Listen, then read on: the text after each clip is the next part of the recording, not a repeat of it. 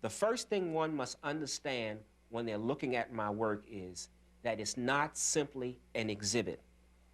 I think of my work as a project that deals with the migration patterns of black people, what happens to their traditional culture when they leave the rural area and come to the urban areas, how those traditions change, how new ones come about, what happens to the quality of life for people. And so I am hoping that through my work, I can help people better look at themselves and gain a better understanding of their traditional folk life practices.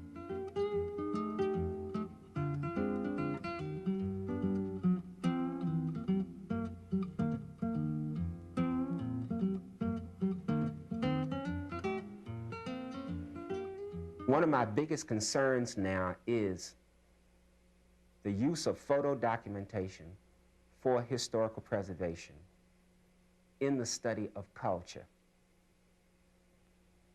The use of the camera as an adjunct to the study in culture can be invaluable when it comes to preserving what is still available for future generations. The fact that a photograph is still worth 1,000 words. When we start explaining to our young today and our grandchildren tomorrow about the times in which we are living and that our parents have lived in, they may have many questions. If you have a photograph that is constructed well, that gives you enough information about that period, then your chances of explaining to that generation are a lot greater.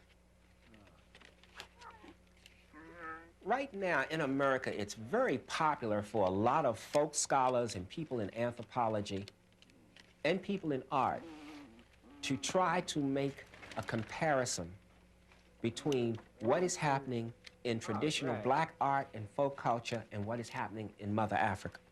It's a given that when black people were uprooted from Mother Africa and brought to this country, with them they brought traditions in basket making, blacksmithing, wood carving, and even quilting as far as that goes, that had been handed down in Mother Africa for centuries.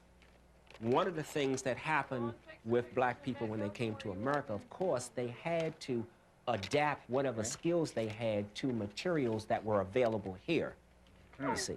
So where a man may make baskets in Nigeria out of some sort of weed or reed, in Mississippi, people make a lot of baskets out of pine needles because there are a lot of pine trees. A lot of people make baskets out of white oak. It's all depending on how one is going to use the basket.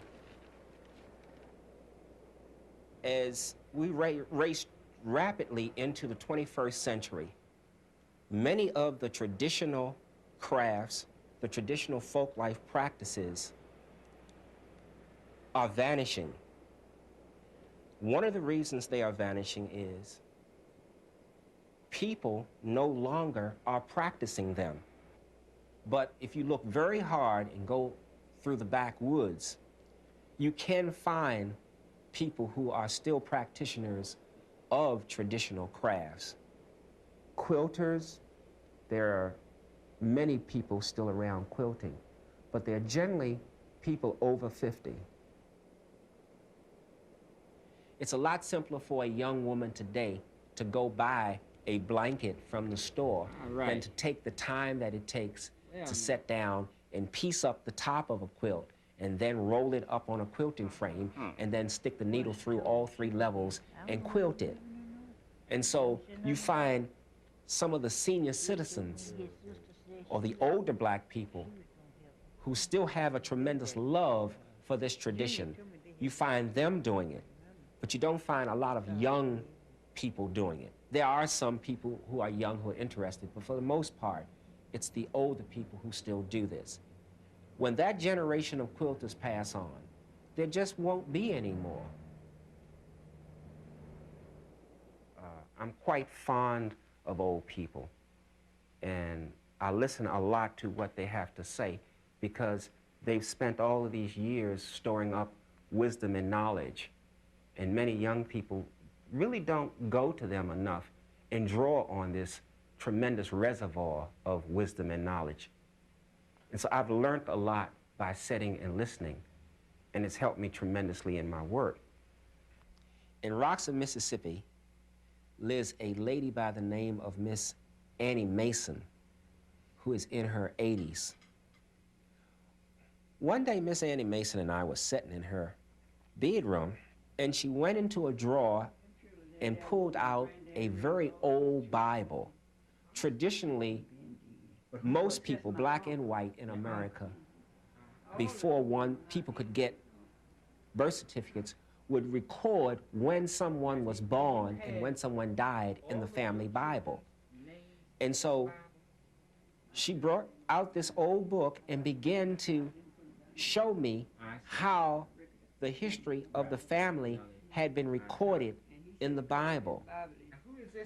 She told me this neat story that one of her uncles used to sleep with this Bible under his head.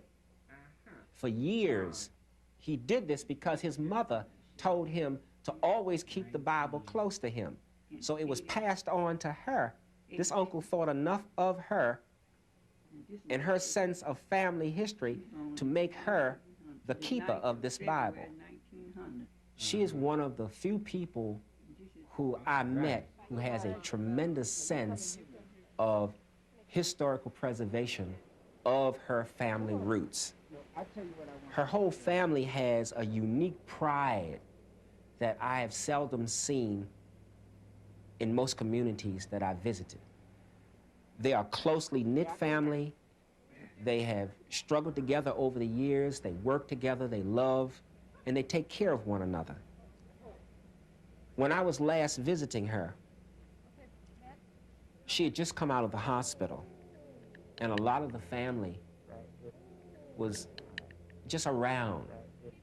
And I saw that as a wonderful opportunity to document and make a photograph for the family of 4 generations of women. Because of migration patterns of black people, sometimes it's very difficult to find that many generations living that close together. They love the land, they live close to the land, and it was just really a wonderful experience to kind of know them, meet them, and photograph them. All right, come on, look at me. Hey, look at me. All right. I don't think of these people like most anthropologists or folklorists would think of the people who they're working with. I don't think of these people as my subjects or informants. These are folks who are friends of mine. I come from a poor background, and so my early photo essays on black life reflect the background from which I come, because it was what I was most familiar with and what I was most concerned with. I've tried in my work to photograph poor people, but photograph them with dignity. You see, too many photographers go for the cheap, sensational way of doing things because the popular media has always wanted it. I believe that a person can be poor, but they are still somebody. All these people you see in my work are working. That's important. America would not be the strong country it is now had it not been for the fact that in its early years or its early stages of development, there was free black slave labor. So I maintain that these people are just as important in this culture as anyone else, and I will always focus on them.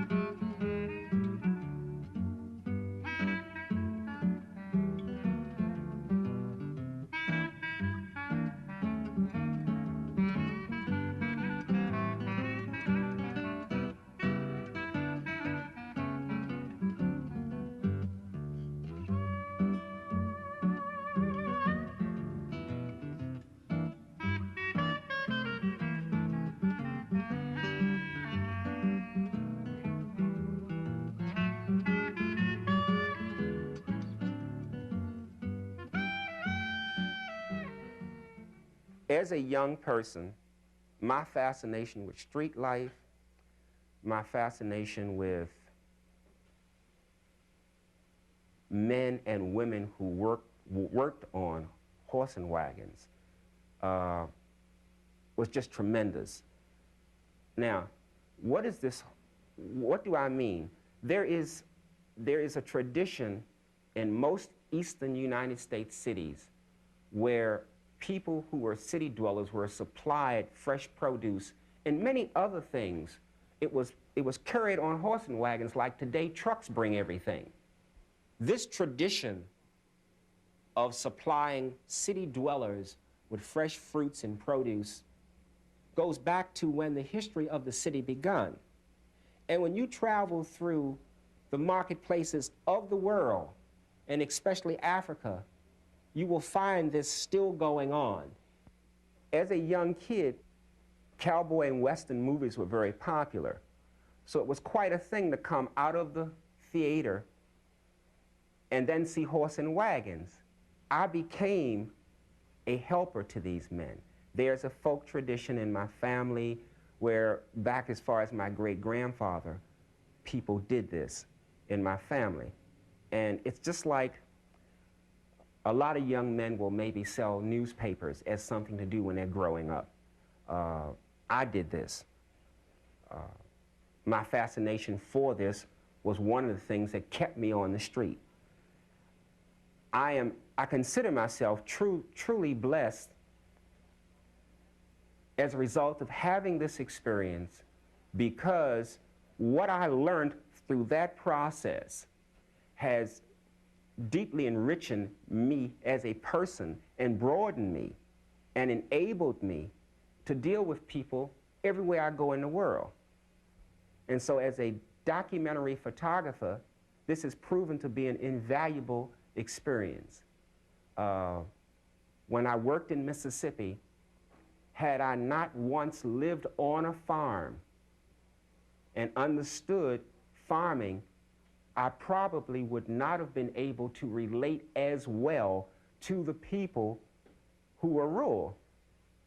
When I went to Africa, one of the things that enabled me to work very well in the countryside was because my basic understanding of farming and rural people. Folk don't differ much. Anywhere that I went, the same type of people exist. They're either rural or they're urban.